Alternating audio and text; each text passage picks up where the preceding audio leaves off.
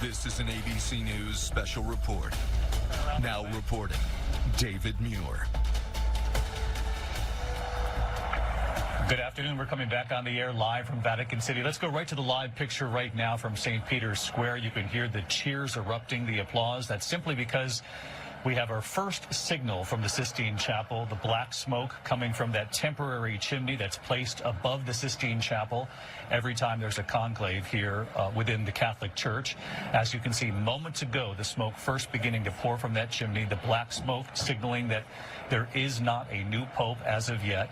We did not expect that there would be. The last time there was actually a new pope elected after the first vote was 1503. That was Julius II, for those at home back in the U.S. Keeping score. So far, we're just 3 hours into this conclave since the doors closed. The cardinals, the electors gathered in that room, 133 of them. They have all conducted their first round of voting, and what the black smoke signals is that they did not reach a 2/3 majority as to who should lead the Catholic Church moving forward. But look at the crowd gathered right here in St. Peter's Square. It's extraordinary. Tens of thousands of the faithful waiting for the signal from that chimney. And Lindsay Davis, they received the signal just moments ago. They'll have to wait a little longer. They will, but you know, it's remarkable that we've got numbers estimating about 30,000. Of course, St. Peter's Square can hold about 250,000, but so many people committed with the stamina to stand for hours, all with their eyes gazing just at that chimney. And isn't it remarkable how, without saying a word, just that color of the smoke says so much. I talked to a few Americans who were here who said since they happened to be in the area, and it meant so much. They weren't Catholic, but it meant so much for them to be here to see this. Father Jim Martin also with us. And Father Martin, we knew before we have our cameras trained on the chimney, and still we knew from the swell of applause in the square there that we had our first signal. And again, not a surprise that we would not have a pope yet. Not a surprise. I was glad to see that it was clearly black, so it was kind of impossible to mistake it. Which has happened before. It has, yeah. And, you know, a number of people have told me that the first ballot is really kind of like a primary. The candidates who have a possible, you know, maybe 20 or 30 votes are surfaced, and then it's a good idea that they have a chance to kind of think about it for the night and then come back 12 hours later after having prayed over it. Father Martin, doing some quick math here, we're well more than 3 hours, though, since those doors closed to the Sistine Chapel. In 2015, when they named Pope Francis, it took 2 hours, 6 minutes, 43 seconds before we had the results of at least the first vote.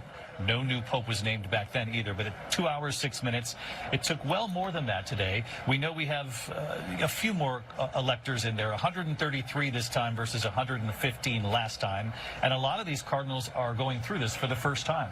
Yeah, there are a lot of reasons why this could have been longer. The preacher could have gone on long. He has a tendency to preach. That's never happened before, right? Yeah, God forbid. And as you said, we have more electors. That means more people walking up to the urn and putting it in, more votes to count. And it's the first night, and so people are just getting used to the whole procedure. Let's go right down to the ground level, St. Peter's Square, the best view of all of us. James Longman, our foreign correspondent. James, what's the scene?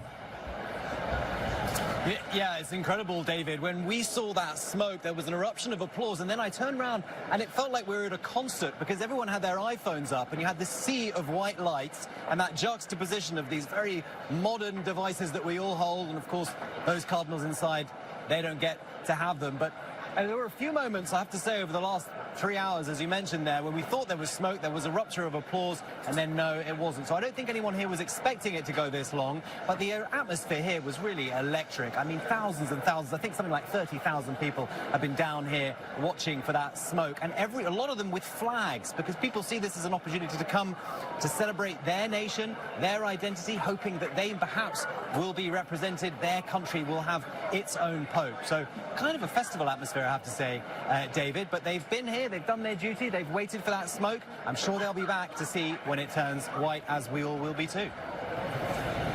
James Longman down in St. Peter's Square. Maggie Rulli also on the ground for us. Just the spectacular images. If we can go live to this picture just over St. Peter's Basilica here, you can see those pictures just above St. Peter's Square where tens of thousands have gathered to mark this moment. And as you heard James Longman just report, just the swell of excitement, the applause breaking out. And Lindsay mentioned earlier that this goes beyond. It transcends the Catholic Church, at least in this moment, for people who happen to have traveled to Rome, to have been here just to witness part of history unfold. And as we have reported here during our coverage of Pope Francis, the passing of Pope Francis, that he also extended well beyond the Catholic Church, did appeal to many with his humanity and his outreach. And the question now is, what direction will the Catholic Church go in going forward? The first vote now more than 3 hours after the doors closed at the Sistine Chapel. No new pope selected as of yet. Which generally is the way these things go. Maggie Rulli, as I mentioned down there, among the people who have gathered here. And Maggie, we knew by the applause before we even recognized there was smoke coming from the chimney. Yes, exactly. Everyone is now leaving St. Peter's Square. They were waiting for that moment. As you said, we were out here for a little while, and there were a few false starts. There was one moment where a cloud floated just where the chimney was supposed to be, and there was applause. People thought it was white smoke.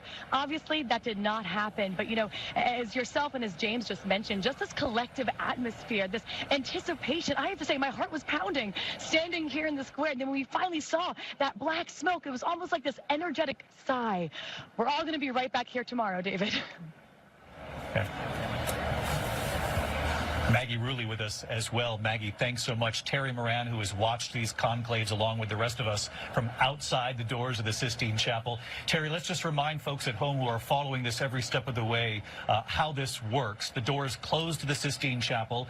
Each one of these 133 cardinals who are electors writing the name of the person they're choosing to lead the Catholic Church on their ballot, walking to the front of the chapel, folding it and placing it on top of that urn, and then going back to their chair. After that, as we know, 3 other cardinals are selected to verify, to tally the vote. And then we get our first signal, this black signal. Now, they can now communicate once they leave the Sistine Chapel tonight, and it gives them an opportunity, does it not, Terry, to kind of see where the numbers are as this conclave begins.